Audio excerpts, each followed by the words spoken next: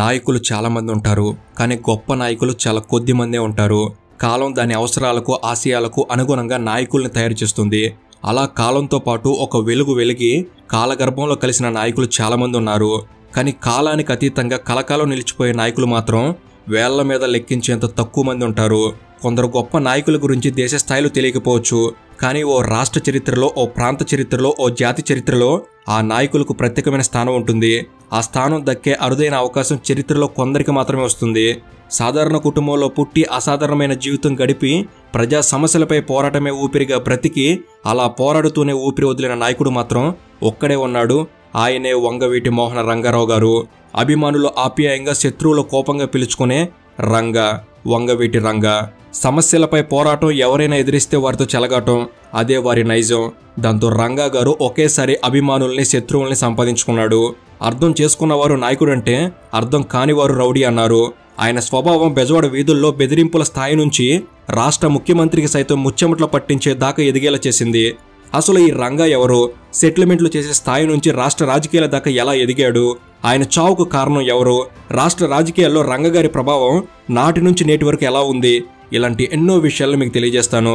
మీరు రంగగారిని అభిమానించే వ్యక్తి అయినా లేదా వారి గురించి తెలుసుకోవాలి అనుకుంటున్నా ఈ వీడియో మిమ్మల్ని తప్పకుండా సాటిస్ఫై చేస్తుంది, నాది హామీ. కనుక ఎండ్ వరకు మిస్ కాకండి. అండ్ ఇలాంటి మరిన్నో ఇన్ఫర్మేటివ్ వీడియోస్ని మీ కొరకు తెచ్చేందుకు మీ సపోర్ట్గా జస్ట్ లైక్ చేయండి చాలు. సో ఇక లేట్ చేయకుండా let's get into the video.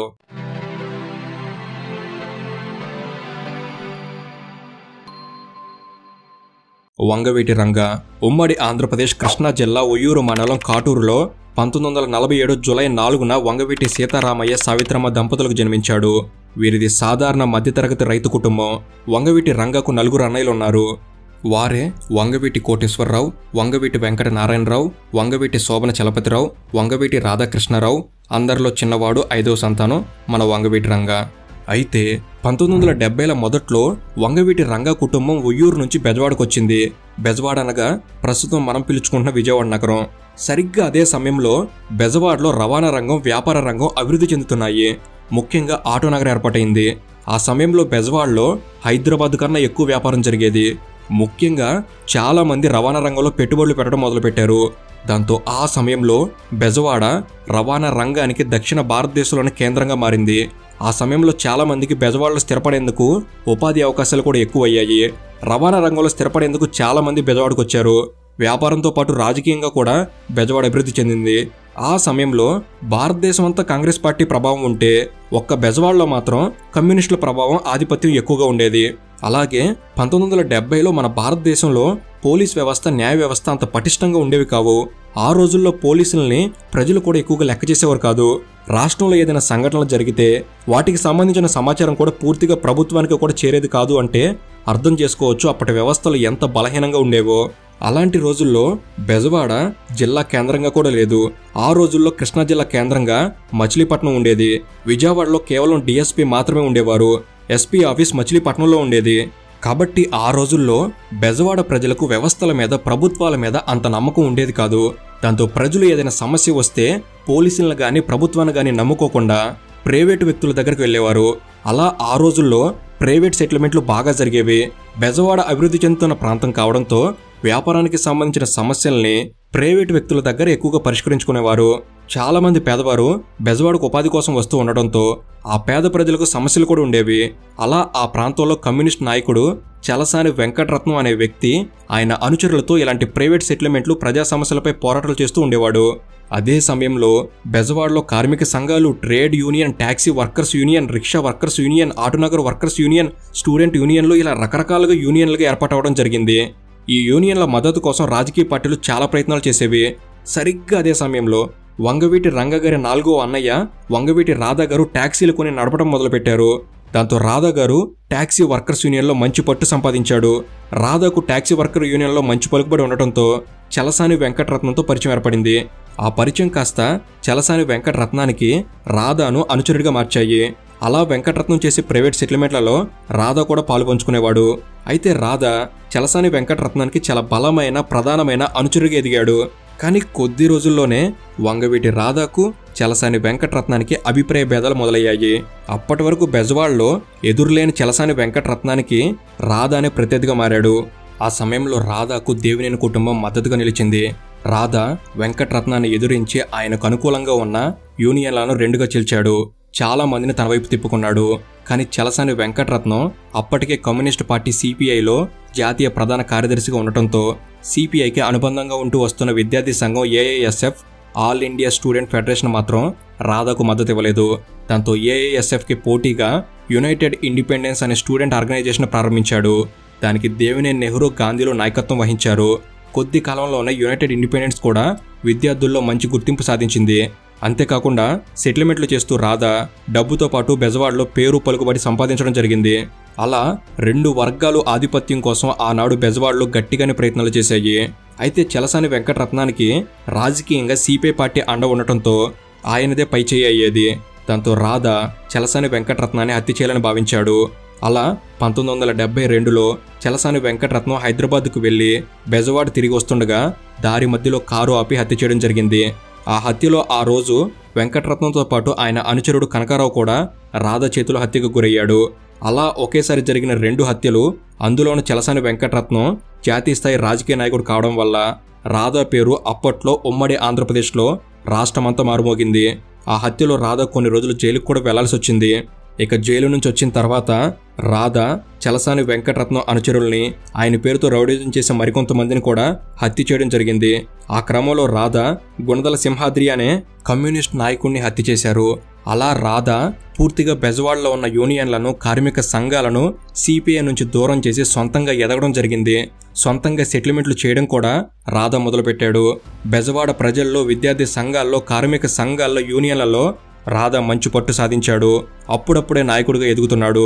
CPI ముఖ్య నాయకులను హత్యలు చేయడం, యూనియన్లను పార్టీ నుంచి దూరం చేయడం, సిపిఐ పార్టీని బెజవాడలో బలహీన పడేలా చేయడం, వీటన్నిటి వల్ల రాధాపై ప్రతీకారం తీర్చుకోవాలని సిపిఐ పార్టీ భావించింది. దాంతో 1974వ సంవత్సరం దసరా పండుగ రోజున సిపిఐ పార్టీకి చెందిన కట్రగడ్డ వెంకట నారాయణరావు అనే వ్యక్తి పథకం ప్రకారం రాధా దగ్గరి అనుచరుడికి సంబంధించిన ఒక షాపులో సెటిల్మెంట్ కోసమని రాధాను పిలిపించి చంపడం జరిగింది. ఈ ప్రతీకార హత్యతో రాధా వర్గం తమ నాయకుడిని కోల్పోవడం జరిగింది. దాంతో రాధా హత్య అప్పట్లో బెజవాడలో పెద్ద సంచలనంగా మారింది. రాధాను చంపేంత స్థాయి వ్యక్తులు బెజవాడలో ఎవరున్నారో కూడా చాలా మందికి అర్థం కాలేదు. అలా బెజవాడలో సెటిల్మెంట్లు చేసే చలసాని వెంకటరత్నం, వంగవీటి రాధా ఇద్దరు హత్యలకు గురవడంతో ఆ స్థానాన్ని దేవినేని నెహ్రూ, దేవినేని గాంధీ ఆక్రమించాలని చూశారు. కానీ రాధా అనుచరులు చాలా మందికి రాధా తమ్ముడు వంగవీటి రంగా ఆ స్థానానికి ఒక ఆశ దీపంలో కనిపించాడు. దాంతో అందరూ కలిసి వంగవీటి రంగాను ఒప్పించి యూనియన్లకు నాయకత్వం వహించాలని కోరడం జరిగింది. దాంతో అప్పటి వరకు అన్న రాధా చేసే వ్యవహారాలు తెలిసినా ఈ గొడవలకు, పోరాటాలకు, సెటిల్మెంట్లకు దూరంగా ఉన్న రంగా అన్న రాధా హత్యతో చాలా కృంగిపోయాడు, కోపంతో రగిలిపోయాడు. దాంతో అనుచరుల కోరిక మేరకు రంగా యూనియన్ల నాయకుడిగా తన అన్న స్థానంలోకి రావడం జరిగింది. ఇక అసలైన కథ ఇక్కడి నుంచి మొదలైంది. రంగా నాయకుడి స్థానంలోకి రావడంతో యునైటెడ్ ఇండిపెండెన్స్ స్టూడెంట్స్ యూనియన్ని దేవినేని నెహ్రూ చూసుకునేవాడు. అయితే రాధా ఉన్నప్పుడే రంగా చెన్నుపాటి రత్నకుమారి అనే కమ్మకులానికి చెందిన అమ్మాయిని ప్రేమించాడు. రాధా మరణించిన తర్వాత రంగా రత్నకుమారిని పెళ్లి చేసుకోవడం జరిగింది. రంగా రాధాంతో దురుసుగా ఉండేవాడు కాదు. చాలా మంది పేదలకు ఇళ్ల స్థలాల సమస్యను పరిష్కరించాడు. విద్యార్థులకు సొంతంగా కాలేజీ ఫీజులు చెల్లించేవాడు. సమస్య అంటూ ఎవరొచ్చినా పరిష్కారం చూపెట్టే వరకు పోరాడేవాడు రంగా. ప్రతిదానికి ఆలోచించి నిర్ణయం తీసుకునేవాడు. అలా రంగా ఆలోచన విధానంతో, ప్రజా సమస్యలపై స్పందించే తత్వంతో చాలా కొద్ది రోజుల్లోనే తన అన్నకు మించి గొప్ప పేరు తెచ్చుకున్నాడు. అప్పటికే బెజవాడలో రంగాకి పోటీగా ఇంకో నాయకుడు లేకపోవడంతో బెజవాడలో సెటిల్మెంట్లు, సమస్యలపై పోరాటాలు, యూనియన్ల మీద పట్టు, విద్యార్థి సంఘాల మద్దతు ఇలాంటివి పూర్తిగా రంగా మరియు దేవినేని సోదరుల ఆధీనంలోకి వచ్చాయి. దేవినేని నెహ్రూ, దేవినేని గాంధీలు రంగాకి అండగా ఉంటూ ప్రతి విషయంలో సలహాలిస్తూ ఉండేవారు. రంగా కూడా వీరికి అదేవిధంగా ప్రాధాన్యతనిస్తూ వారి మాట వింటూ ఉండేవాడు. దాంతో చాలా మంది రంగా అనుచరులకు దేవినేని సోదరుల ఆధిపత్యం నచ్చలేదు. దాంతో కొందరు రంగా అనుచరులు రంగాకు, దేవినేని సోదరులకు మధ్య చెప్పుడు మాటలతో మనస్పర్ధలు వచ్చేలా చేశారు. అయితే అప్పటికే రాధా హత్య కంటే ముందు నుంచే ఆధిపత్యానికి అలవాటు పడ్డ దేవినేని సోదరులు రంగాపై కోపాన్ని పెంచుకున్నారు. అలా మనస్పర్ధలు కాస్త కోపంగా మారి ఒకరికొకరు దూరం అవ్వాల్సి వచ్చింది.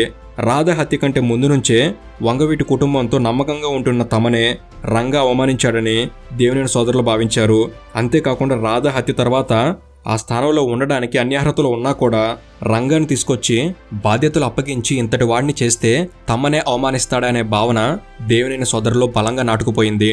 దాంతో దేవినేని నెహ్రూ, దేవినేని గాంధీలు రంగా చేసిన దాన్ని అవమానంగా భావించి సొంతంగా స్టూడెంట్ యూనియన్ ప్రారంభించారు.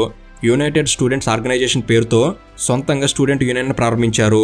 దాంతో అప్పటిదాకా ఎదురు లేకుండా ఉన్న రాధా స్థాపించిన యునైటెడ్ ఇండిపెండెంట్ స్టూడెంట్ యూనియన్కి పోటీగా మరో ఆర్గనైజేషన్ బెజవాడలో పుట్టింది. అయితే దేవినేని నెహ్రూ ఇంతకు ముందు యునైటెడ్ ఇండిపెండెంట్ స్టూడెంట్ యూనియన్ నడిపించిన అనుభవం ఉండడంతో చాలా మంది యునైటెడ్ ఇండిపెండెంట్ స్టూడెంట్ యూనియన్కి చెందిన విద్యార్థులు యునైటెడ్ స్టూడెంట్ ఆర్గనైజేషన్లో చేరారు. అలా అప్పటి వరకు బెజవాడలో ఎదురు లేకుండా ఉన్న రంగాకు దేవినేని గాంధీ, నెహ్రూల రూపంలో మరో ప్రత్యర్థి వర్గం తయారైంది. అలా బెజవాడలో వంగవీటి, దేవినేని కుటుంబాల మధ్య ఆధిపత్య పోరు మొదలైంది. బెజవాడలో తనను ఎదిరించేవాడే లేడు అని రంగా భావిస్తున్న సమయంలో దేవినేని గాంధీ, నెహ్రూలు స్టూడెంట్ ఆర్గనైజేషన్ పెట్టి రంగాకు సంబంధించిన యునైటెడ్ ఇండిపెండెన్స్కి పోటీగా 1979లో స్టూడెంట్ ఎలక్షన్లో యునైటెడ్ స్టూడెంట్ ఆర్గనైజేషన్ పోటీ చేసింది. ఆ ఎన్నికల్లో ఎలాగైనా గెలవాలని, తన స్టూడెంట్ ఆర్గనైజేషన్ కాపాడుకోవడానికి రంగా దేవినేని నెహ్రూ, గాంధీలను చంపాలని నిర్ణయించుకున్నాడు. అలా రంగా తన గ్యాంగుతో దేవినేని గాంధీ, నెహ్రూలపై ఒక కాలేజీలో అటాక్ చేశాడు. ఆ అటాక్లో దేవినేని నెహ్రూ తప్పించుకున్నాడు, కానీ దేవినేని గాంధీ మాత్రం రంగా చేతిలో హత్యకు గురయ్యాడు. దాంతో గాంధీ హత్య దేవినేని, వంగవీటి కుటుంబాల మధ్య శత్రుత్వాన్ని మరింత పెంచింది. దేవినేని గాంధీ హత్య జరిగిన తర్వాత ఆయన తమ్ముడు దేవినేని మురళి దేవినేని నెహ్రూతో కలిసి వంగవీటి రంగాకు వ్యతిరేకంగా పనిచేయడం మొదలుపెట్టాడు.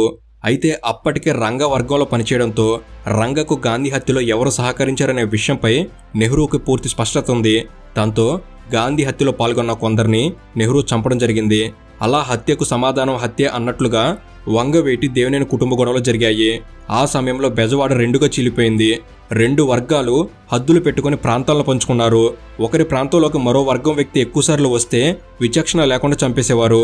ఆ రోజుల్లో అంత దారుణంగా బెజవాడలో దేవినేని, వంగవీటి శత్రుత్వం నడిచింది. ఇక 1981లో బెజవాడ మున్సిపాలిటీ కాస్త విజయవాడ కార్పొరేషన్గా మారింది. దాంతో 1981లో కార్పొరేషన్ ఎన్నికలు జరిగాయి. ఆ ఎన్నికల్లో రంగా 41వ వార్డు నుంచి ఇండిపెండెంట్ క్యాండిడేట్గా పోటీ చేశాడు. అయితే ఆ సమయంలో రంగా జైల్లో ఉండటంతో రంగా తరపున ఆయన భార్య రత్నకుమారి వార్డులో ప్రచారం చేసింది. రంగాకున్న పలుకుబడి గమనించిన కాంగ్రెస్ పార్టీ రంగా పోటీ చేసిన 41వ వార్డులో కాంగ్రెస్ క్యాండిడేట్ను ఉపసంహరించుకొని రంగాకు మద్దతిచ్చింది. ఆ ఎన్నికల్లో రంగా గుర్తు సైకిల్. జైల్లో ఉన్నా కూడా 41వ వార్డు కార్పొరేటర్గా గెలిచాడు రంగా. అలా 1981లో తన మొదటి రాజకీయ విజయాన్ని సాధించాడు. ఇక ఇది జరిగిన 2 ఏళ్ల తర్వాత 1983 జనవరిలో ఎన్టీఆర్ గారు తెలుగుదేశం పార్టీ స్థాపించారు. అప్పటికి ఇండిపెండెంట్ కార్పొరేటర్గా ఉన్న రంగా తెలుగుదేశం పార్టీలో చేరాలని అనుకున్నాడు. కానీ దేవినేని నెహ్రూ ముందుగానే తెలుగుదేశం పార్టీలో చేరడం జరిగింది. దాంతో రంగా కూడా ఒక రాజకీయ పార్టీ సపోర్ట్ కావాలని భావించి కాంగ్రెస్ పార్టీలో చేరడం జరిగింది. ఇక 1983 ఎన్నికల్లో టీడీపీ టికెట్తో కంకిపాడు ఎమ్మెల్యేగా దేవినేని నెహ్రూ పోటీ చేసి విజయం సాధించాడు. అయితే రంగాకు మాత్రం ఆ ఎన్నికల్లో కాంగ్రెస్ పార్టీ టికెట్ కూడా ఇవ్వలేదు. ఆ ఎన్నికల్లో టీడీపీ విజయం సాధించడం, ఎన్టీఆర్ గారు ముఖ్యమంత్రి అవడం జరిగింది. ఎన్టీఆర్ ముఖ్యమంత్రి అయ్యాక వెంటనే 1983లో విజయవాడను జిల్లా కేంద్రం చేసి పోలీస్ కమిషనరేట్ ఏర్పాటు చేయడం జరిగింది. దాంతో విజయవాడలో ప్రైవేట్ సెటిల్మెంట్లు, గొడవలు కాస్త తగ్గాయి. కానీ రాజకీయ బలం ఉంటేనే ప్రజల సమస్యలపై పోరాటం చేయగలం, అనుచరులకు అండగా ఉండగలమని బలంగా నమ్మాడు రంగా. దాంతో ఎమ్మెల్యే కాకుండానే కాంగ్రెస్ పార్టీ జెండాలతో అధికార టీడీపీపై పోరాడేవాడు. ప్రజా సమస్యలు ప్రభుత్వం దృష్టికి తీసుకెళ్లేవాడు. అలా చాలా మంది ప్రజలు సమస్యలు ఉంటే ఎమ్మెల్యే దగ్గరకు వెళ్లకుండా రంగా దగ్గరకు వచ్చేవాళ్ళు. రంగా కూడా పరిష్కారం వచ్చే వరకు పోరాడేవాడు. అలా కాంగ్రెస్ పార్టీకి కూడా గుర్తింపు తెచ్చాడు. దాంతో కాంగ్రెస్ పార్టీలో కూడా రంగా పేరు బాగా వినిపించింది. అయితే 1983లో ఎన్టీఆర్ గారు ముఖ్యమంత్రి అయిన తర్వాత 2 సంవత్సరాలు కాకముందే అప్పటి రాజకీయ పరిస్థితులు అనుకూలించకపోవడం వల్ల ముఖ్యమంత్రి పదవికి రాజీనామా చేయాల్సి వచ్చింది. అసెంబ్లీ రద్దు చేయాల్సి వచ్చింది. దాంతో 2 సంవత్సరాలకే 1985 జనవరిలో ఆంధ్రప్రదేశ్ రాష్ట్ర అసెంబ్లీకి మళ్లీ ఎన్నికలు నిర్వహించాల్సి వచ్చింది. ఇక 1985 ఎన్నికల్లో రంగాకు కాంగ్రెస్ పార్టీ విజయవాడ తూర్పు నియోజకవర్గ ఎమ్మెల్యే టికెట్ ఇచ్చింది. ఆ ఎన్నికల్లో రంగా తెలుగుదేశం పార్టీ అభ్యర్థిపై విజయం సాధించడం జరిగింది.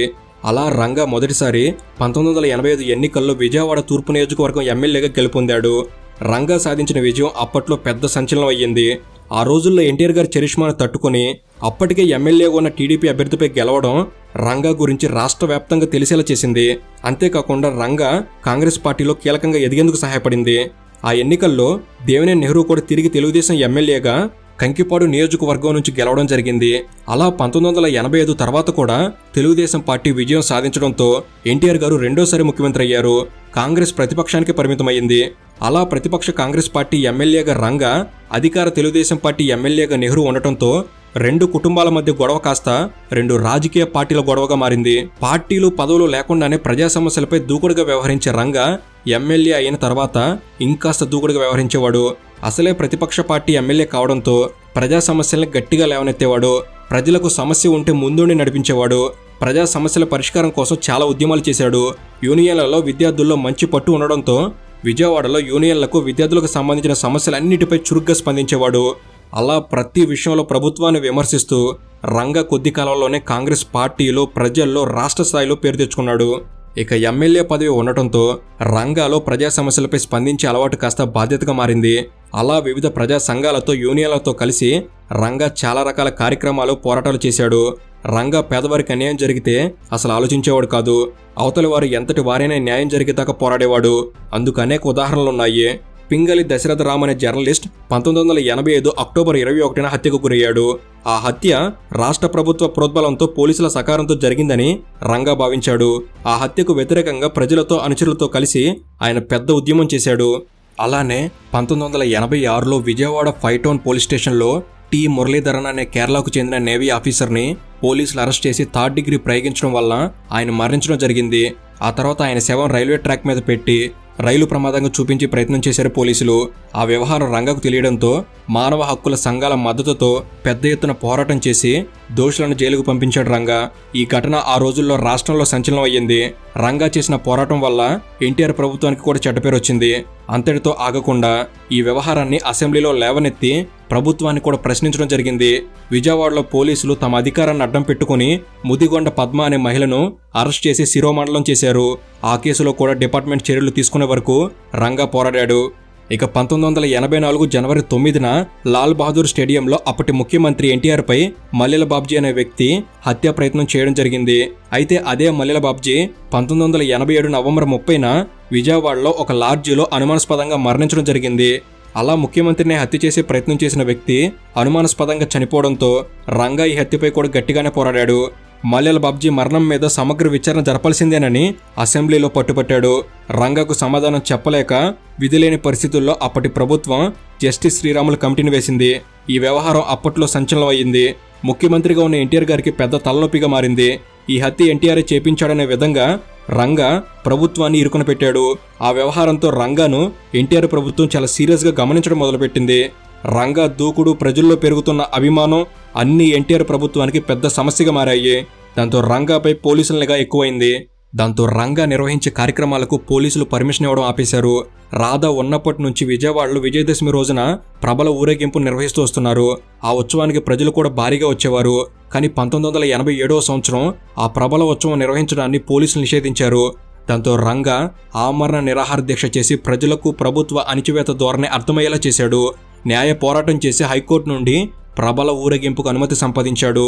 ఇక 1987 విజయవాడ మున్సిపల్ కార్పొరేషన్ ఎన్నికల సమయానికి అప్పటికే ఎమ్మెల్యేగా ఉన్న రంగా ఎన్నికల బాధ్యతను తన భుజానికి ఎత్తుకున్నాడు. ఆ ఎన్నికల్లో రాష్ట్ర వ్యాప్తంగా ఎన్టీఆర్ హవా నడుస్తున్నా కూడా అధికార తెలుగుదేశం పార్టీని ఓడించి విజయవాడ మేయర్పేటని కాంగ్రెస్ పార్టీ గెలిచేలా చేశాడు. ఆ విజయం పూర్తిగా రంగా కృషికి ఫలితమే. కేవలం మొదటిసారి గెలిచిన ఒక ఎమ్మెల్యే అధికార పార్టీ టీడీపీకి విజయం దక్కకుండా చేయడంతో రంగా పేరు కాంగ్రెస్ అధిష్టానం దాకా వెళ్ళింది. దాంతో ఏకంగా రాజీవ్ గాంధీ గారి స్వయంగా రంగాకి ఫోన్ చేసి అభినందించడం కూడా జరిగింది.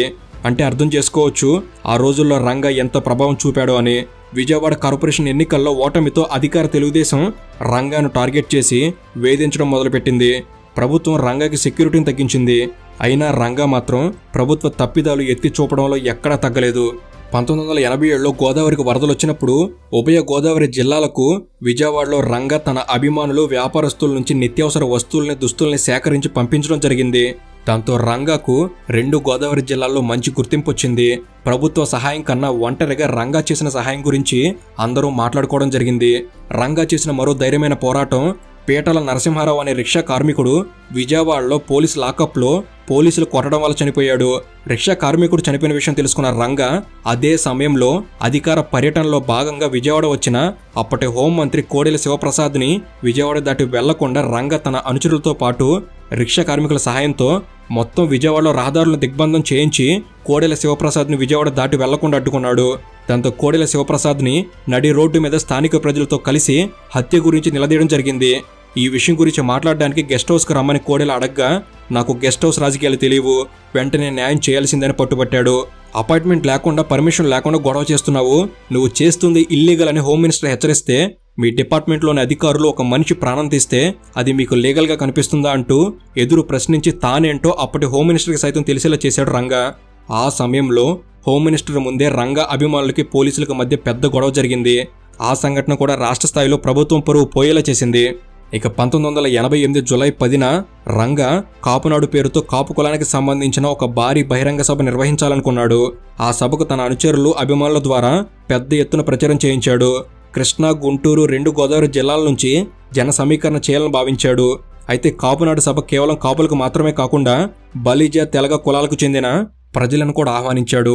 అయితే ఈ సభ గురించి రాష్ట్ర వ్యాప్తంగా పెద్ద ఎత్తున మాట్లాడుకోవడం జరిగింది. దాంతో ఎన్టీఆర్ ప్రభుత్వం ఈ సభను అడ్డుకోవడానికి అనేక విధాలుగా ప్రయత్నించింది. అయినా రంగా ఏమాత్రం వెనక్కి తగ్గలేదు. రాష్ట్రం మొత్తం ఉన్న కాపు, బలిజ, తెలగ కులాలకు చెందిన ప్రముఖుల్ని, రాజకీయ నాయకుల్ని కలిసి ఆహ్వానించడం జరిగింది. ప్రభుత్వం మాత్రం రంగా చేస్తున్న వ్యవహారాలను గమనిస్తూనే ఉంది. దాంతో ఈ కాపునాడు సభ నుంచి దూరం చేయాలి అని సభ జరగడానికి కొద్ది రోజుల ముందు రంగాను అరెస్ట్ చేసి జైలుకు పంపడం జరిగింది. నిజానికి రంగాను జైలుకు పంపి ఎన్టీఆర్ ప్రభుత్వం పెద్ద తప్పు చేసింది. రంగాను జైలుకు పంపడంతో ప్రజల్లో, అభిమానుల్లో రంగా మీద అభిమానం, టీడీపీ ప్రభుత్వం మీద కోపం రెండూ కలిసి ప్రజల్లో, ముఖ్యంగా కాపు, బలిజ, తెలగ కులాల ప్రజలు పెద్ద ఎత్తున రంగ పిలుపుకు స్పందించి ప్రాంతాలకు అతీతంగా లక్షల మంది ఆ సభకు రావడం జరిగింది. రాజకీయ నాయకులు, ప్రముఖులంతా కలిసి రంగా జైల్లో ఉన్నా కూడా ఆ సభను విజయవంతం చేశారు. రంగా జైలు నుంచి ఒక పూల కిరీటాన్ని సభా వేదిక మీదకు పంపి ముద్రగడ్డ పద్మనాభాన్ని కాపు నాయకుడిగా ప్రకటించడం జరిగింది. ఆ సభ మొత్తం రంగా నామస్మరణతో మారుమోగింది. ఆ సభతో రంగా సత్తా ఏంటో అందరికి అర్థమైంది. అలా పెద్ద ఎత్తున ప్రాంతాలకు అతీతంగా జరిగిన జన సమీకరణ ఆంధ్రప్రదేశ్ రాష్ట్రంలో పెద్ద చర్చకు దారితీసింది. దాంతో రంగా కేవలం విజయవాడకు మాత్రమే చెందిన నేత కాదని, రాష్ట్ర స్థాయి రాజకీయ నాయకుడని, ముఖ్యంగా ఆయన మాస్ లీడర్ అని అందరికి అర్థమైంది. అలానే ప్రతి సంవత్సరం కృష్ణానది కారణంగా వరదలకు గురయ్యే కృష్ణలంక వాసుల్ని అనుక్షణం ఆదుకుంటూ అక్కడ కరకట్ట నిర్మాణానికి కృషి చేశాడు రంగా. విజయవాడలో చాలా మందికి శాశ్వత నివాసం ఉండేలా కృషి చేశాడు. అయితే రంగా కేవలం టీడీపీ ప్రభుత్వాన్నే కాదు, కాంగ్రెస్ పార్టీ నాయకులను కూడా లెక్క చేసేవాడు కాదు. ఆ రోజుల్లో రంగా తలపండిన కాంగ్రెస్ నాయకుల కంటే ఎక్కువ పేరు, అభిమానాన్ని సాధించాడు. దాంతో రంగా పార్టీలో ఎవరిని లెక్క చేయట్లేదు అనే ఆరోపణలు కూడా వచ్చాయి. రంగా ఎమ్మెల్యే అయిన తర్వాత విజయవాడ నగర పార్టీ అధ్యక్షుడు శిరీష్ రాజ్ అనే వ్యక్తి ఉండేవారు. ఆయన ఆంధ్రరత్న భవన్ అంటే అప్పటి విజయవాడ నగర కాంగ్రెస్ పార్టీ ఆఫీస్ వ్యవహారాలు మొత్తం చూసుకునేవారు. ఆ సమయంలో రంగా ఆ ఆంధ్రరత్న భవన్ కార్యకలాపాల విషయంలో జోక్యం చేసుకోవడం జరిగింది. దాంతో శిరీష్ రాజు గారికి, రంగా గారికి గొడవ జరిగింది. ఆ పంచాయతీ అప్పటి పిసిసి ప్రెసిడెంట్ జలగం వెంగళరావు దాకా వెళ్ళింది. జలగం వెంగళరావు గారు విజయవాడ వచ్చి రంగాకు సర్ది చెప్పే ప్రయత్నం చేస్తే వెంగళరావు గారిని రంగా ఎదురించి మాట్లాడి అక్కడి నుంచి వెళ్ళిపోవడం జరిగింది. జలగం వెంగళరావు గారు అప్పటికే ముఖ్యమంత్రిగా చేసి జాతీయ స్థాయిలో పలుకుబడి ఉన్న నాయకుడు కావడంతో రంగా తీరుపై కాంగ్రెస్ పార్టీలో కూడా వ్యతిరేకత మొదలైంది. దాంతో ఒకవైపు రంగాకి వస్తున్న ప్రజాదరణ కూడా కాంగ్రెస్ పార్టీ నాయకుల్ని భయపడేలా ఆలోచించేలా చేసింది. రంగా దూకుడు స్వభావం, జనాదరణ అన్నీ కాంగ్రెస్ నాయకులకు కూడా కొంచెం ఇబ్బందిగా మారాయి. సరిగ్గా అదే సమయంలో కాపునాడు పేరుతో జరిగిన సభతో పూర్తిగా కాంగ్రెస్ రంగాకు భయపడింది. రంగాకు స్టేట్ లెవెల్లో పేరు, అభిమానులు, అనుచరులు ఉండటం, ముఖ్యంగా కాపు కులం నుంచి ఆదరణ ఉండటంతో ఎక్కడ రంగా పార్టీని లెక్క చేయకుండా సొంతంగా కాపుల బలంతో ఇంకా బలంగా తయారవుతాడేమో అని భయపడింది కాంగ్రెస్. ఇవన్నీ కాంగ్రెస్ నాయకుల్లో రంగా పట్ల వ్యతిరేకతను కొంచెం పెంచాయి. ముఖ్యంగా కాపునాడు సభకు ఆనాటి కాంగ్రెస్ నాయకులు K Keshavarao, D Srinivas, VH Hanumantharao, K Sivasankar, Sangeetham Venkatareddy, పంతం పద్మనాభం, మల్లిపూడి పల్లంరాజు, జక్కంపూడి రామ్మోహన్ రావు ఇలా సీనియర్ నాయకులు రావడం జరిగింది. ఆ రోజు సభలో వంగవీటి రంగ సీఎం అంటూ ప్రజలు నినాదాలు చేయడం జరిగింది. తర్వాత ఎన్నికల్లో కాంగ్రెస్ పార్టీ గెలిస్తే ఖచ్చితంగా రంగ సీఎం పదవికి పోటీగా వస్తాడని, అందులోనూ బలమైన కాపు సామాజిక వర్గం నుంచి మద్దతు రంగా వెంట ఉండటం, రంగాను తట్టుకోవడం కష్టమని రాష్ట్ర కాంగ్రెస్ నాయకులు కూడా ఆలోచించారు. అలా కేవలం ప్రజాదరణ మాత్రమే నమ్ముకొని రాజకీయాలు చేశారు రంగా. అలా కాంగ్రెస్ పార్టీలో కూడా వ్యతిరేకత మొదలవడంతో రంగాపై టీడీపీ ప్రభుత్వం నిఘా పెట్టినా, సెక్యూరిటీని తగ్గించినా కాంగ్రెస్ నాయకులు పెద్దగా ఎప్పుడు రంగాకు అనుకూలంగా మాట్లాడింది లేదు. అయితే దేవినేని మురళి ఆయన అన్న దేవినేని గాంధీ హత్యకు ప్రతీకారం తీర్చుకోవాలని భావించాడు. దాంతో మురళి రంగాను చంపే ప్రయత్నం చేసి విఫలమయ్యాడు. దాంతో తననే చంపాలని చూసిన మురళిని రంగా ఇక చంపాలని భావించాడు. మురళి నెల్లూరులో పరీక్షలు రాసి వస్తున్న విషయం తెలుసుకున్న రంగా ఎమ్మెల్యేగా ఉన్న సమయంలోనే 1988లో దేవినేని మురళిని హత్య చేయించడం జరిగింది. అప్పుడు దేవినేని మురళితో పాటు ఇంకొందరు స్నేహితులను కూడా రంగా అనుచరులు చంపడం జరిగింది. ఆ హత్యతో మళ్లీ దేవినేని వంగవీటి కుటుంబ గొడవలు బయటపడ్డాయి. అయితే అప్పటికే మురళి అన్న దేవినేని నెహ్రూ అధికార తెలుగుదేశం పార్టీ ఎమ్మెల్యే కావడంతో టీడీపీ ప్రభుత్వం రంగాపై కేసు కూడా నమోదు చేసింది. ఆ సమయంలో రంగా 45 రోజుల పాటు అజ్ఞాతంలోకి వెళ్లడం జరిగింది. మురళి హత్య జరిగిన తర్వాత రంగాపై పోలీసులు తరచుగా తనిఖీలు చేస్తూ ఉండేవారు. రంగా ఇంటికి వెళ్లి కూడా తనిఖీలు చేసేవారు. రంగా బయటికి వెళ్తే కారులో ఏవైనా ఆయుధాలు ఉన్నాయేమో అని తనిఖీలు చేసేవారు. అప్పటికే రంగా సెక్యూరిటీని కూడా ప్రభుత్వం తగ్గించింది. ఈ వ్యవహారాలన్నీ చూస్తున్న రంగాకు మురళి హత్య జరిగిన తర్వాత రంగాపై పోలీసులు తరచుగా తనిఖీలు చేస్తూ ఉండేవారు. రంగా ఇంటికి వెళ్లి కూడా తనిఖీలు చేసేవారు. రంగా బయటికి వెళ్తే కారులో ఏవైనా ఆయుధాలు ఉన్నాయేమో అని తనిఖీలు చేసేవారు. అప్పటికే రంగా సెక్యూరిటీని కూడా ప్రభుత్వం తగ్గించింది. ఈ వ్యవహారాలన్నీ చూస్తున్న రంగాకు టీడీపీ ప్రభుత్వం తనపై కక్ష సాధించే ప్రయత్నాలు చేస్తుందని అర్థమైంది. అయినా రంగా టీడీపీ ప్రభుత్వాన్ని విమర్శించడంలో, సమస్యలు లేవనెత్తడంలో ఏమాత్రం తగ్గలేదు. అలా 1988 డిసెంబర్ 22న విజయవాడ క్రీస్తు రాజపురంలో ఇళ్ల పట్టాల కోసం ప్రజలు ఆందోళన చేస్తుంటే దానికి మద్దతుగా అక్కడికి వెళ్లాలని బయలుదేరి ఇంటి నుంచి కొంత దూరం వచ్చేసరికి పోలీసులు రంగా కారును ఆపి నడి రోడ్డుపై రంగాని దించి కారులో తనిఖీలు చేయడం జరిగింది. ఈ సంఘటన విజయవాడ బందర్ రోడ్లో జరిగింది. అలా తనిఖీలు చేయడం అదే మొదటిసారేం కాదు. అలా తరచుగా తనిఖీలు చేస్తుండటంతో రంగాకు కూడా పోలీసుల తీరుపై ఆగ్రహం పెరిగిపోయింది. దాదాపు 2 గంటల పాటు రంగాను రోడ్డుపై నిల్చోపెట్టి క్రీస్తురాజపురం వెళ్లకుండా అడ్డుకోవడం జరిగింది. దాంతో పోలీసులకు, ప్రభుత్వానికి వ్యతిరేకంగా ఏదైనా చేయాలి అనుకున్నాడు. వెంటనే క్రీస్తురాజపురం ఇళ్ల పట్టాల సమస్యను భుజాలకెత్తుకున్నాడు. నిజానికి రంగా ఆ రోజు క్రీస్తురాజపురం వెళ్లి అక్కడ బాధితులను కలిసి సమస్య గురించి తెలుసుకుని తిరిగి వచ్చేవాడు. కానీ పోలీసులు అడ్డుకోవడంతో, ఎంత వాదించినా వినకపోవడంతో నడి రోడ్డుపై ఇళ్ల పట్టాల సమస్యకు పరిష్కారం కావాలి అంటూ నిరాహార దీక్షకు దిగాడు. అలా 1988 డిసెంబర్ 21న బందర్ రోడ్లో దీక్ష ప్రారంభమైంది. పోలీసులతో జరిగిన గొడవ, రంగా నడి రోడ్డుపై దీక్ష కూర్చున్నాడనే వార్త విజయవాడ ప్రజలకు తెలిసింది.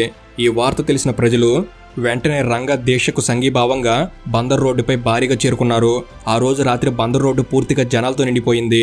అయితే దీక్షను అక్కడే కొనసాగిస్తే ఇబ్బంది అవుతుందని భావించి బందర్ రోడ్లో రంగా ఇంటికి కొద్ది దూరంలో ఉండే నిర్మలా హృదయభవన్ దగ్గరకు దీక్ష శిబిరాన్ని మార్చడం జరిగింది. అలా డిసెంబర్ 22 నుంచి నిర్మలా హృదయభవన్ దగ్గర రంగా నిరాహార దీక్ష చేయడం మొదలుపెట్టాడు. ఆ 4 రోజులు రంగా దీక్షకు ప్రజల నుంచి మద్దతు వచ్చింది. అలా డిసెంబర్ 22వ తారీఖు నుంచి 4 రోజుల పాటు పూర్తిగా దీక్ష శిబిరంలోనే ఉంటూ నిరాహార దీక్ష చేశాడు. ప్రతిరోజు 100 మంది ప్రజలు రంగా దీక్ష స్థలానికి వచ్చి దీక్షకు సంఘీభావం తెలిపేవారు. కానీ రాత్రి సమయంలో మాత్రం కేవలం కొంతమంది ముఖ్య అనుచరులు తప్ప ఎవరిని రంగా ఉండనివ్వలేదు. డిసెంబర్ నెలలో చలి విపరీతంగా ఉంటుంది కాబట్టి ప్రజలు కూడా రాత్రి సమయంలో పెద్దగా ఉండేవారు కాదు.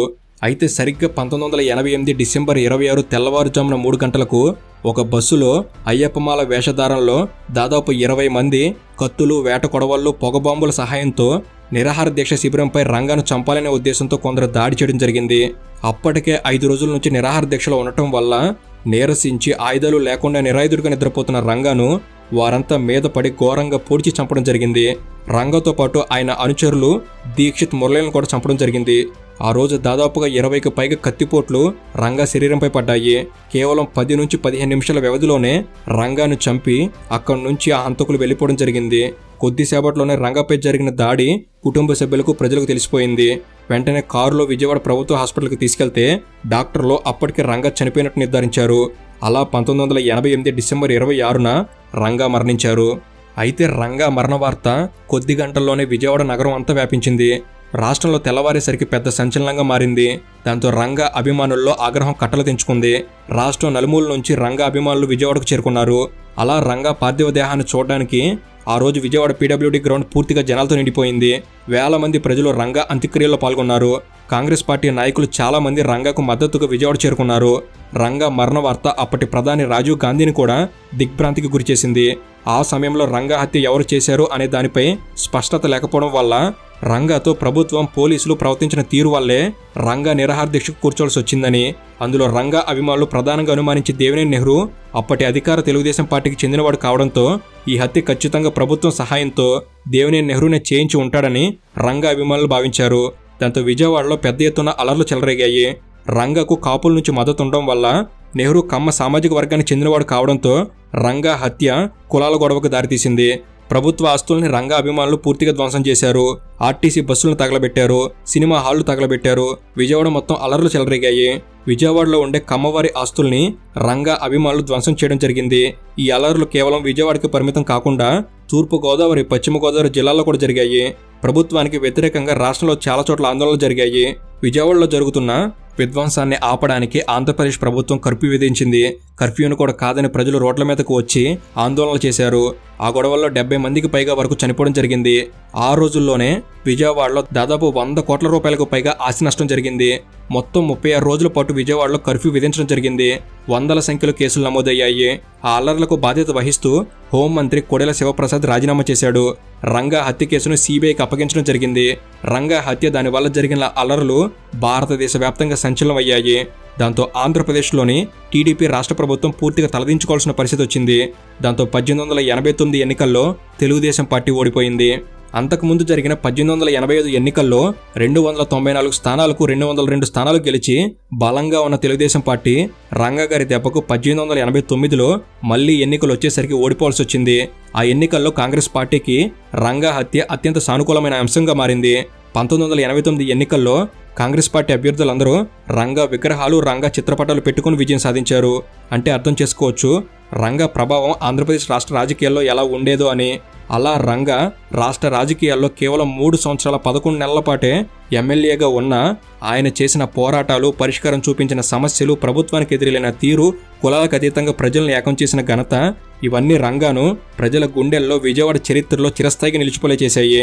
ఈ రోజుకి రాష్ట్ర వ్యాప్తంగా దాదాపు 2 లక్షలకు పైగా రంగా విగ్రహాలున్నాయి. ఇప్పటికీ కాపు సామాజిక వర్గం రంగాన్ని తమ నాయకుడిగా భావిస్తుంది. రాష్ట్రంలో రాజకీయ పార్టీలు ఏవైనా కూడా ఈ రోజుకి కాపు సామాజిక వర్గం మద్దతు కోసం రంగా విగ్రహానికి నివాళులు అర్పించాల్సిందే. కేవలం దూరదర్శన్, కొన్ని వార్తాపత్రికలు మాత్రమే ఉన్న ఆ రోజుల్లో రంగా గురించి రాష్ట్ర వ్యాప్తంగా మాట్లాడుకున్నారంటే, రంగా పిలుపుకు లక్షల మంది వచ్చారంటే, రంగా లాంటి నాయకుడు నేడు ఉండి ఉంటే ఆయన పాపులారిటీ ఏ స్థాయిలో ఉండేదో అర్థం చేసుకోవచ్చు. కాబట్టి రాజకీయాల్లో రంగా స్థానం, స్థాయి మరే నేతకు లేదు, రాదు. అందుకే రంగా మరణించిన 35 సంవత్సరాలు గడుస్తున్నా నేటికి ఆయనపై అభిమానం, ప్రేమ ప్రజల్లో ఇంకా పదిలంగా ఉంది. రాజకీయాల్లో సమస్యలకు స్పందించే నాయకులు చాలా మంది ఉంటారు, కానీ సమస్యలు పరిష్కరించే నాయకులు మాత్రం అరుదుగా ఉంటారు. ఆ అరుదైన నాయకుల్లో రంగా ఖచ్చితంగా ఉంటారు. రంగా గారు బ్రతికి ఉంటే ఖచ్చితంగా ఆంధ్రప్రదేశ్కి ముఖ్యమంత్రి అయ్యేవారు. ఏది ఏమైనా ఆంధ్రప్రదేశ్ రాష్ట్ర రాజకీయ చరిత్రలో రంగా గారి రక్తపు మరకలు ఎప్పటికీ ఉంటాయి. కాబట్టి జోహార్ వంగవీటి మోహన్ రంగారావు గారు. సో ఇది ఫ్రెండ్స్, ఈ వీడియో అనేది మీరు ఎన్నో విషయాలు తెలుసుకోవడంలో ఎంతో కొంత ఉపయోగపడిందని భావిస్తున్నాను. ఈ వీడియో కనుక మీకు నచ్చినట్లయితే జస్ట్ లైక్ చేయండి చాలు. ఇలాంటి మరెన్నో ఇన్ఫర్మేటివ్ వీడియోస్ ఇక్కడ నుంచి రాబోతున్నాయి. వాటిని మీరు కూడా పొందేందుకు తప్పకుండా మన తెలుగు నాలెడ్జ్ సబ్స్క్రైబ్ చేసుకుని బెల్ని ఆల్లో పెట్టుకోగలరని మనవి. Thank you for watching. Have a good day.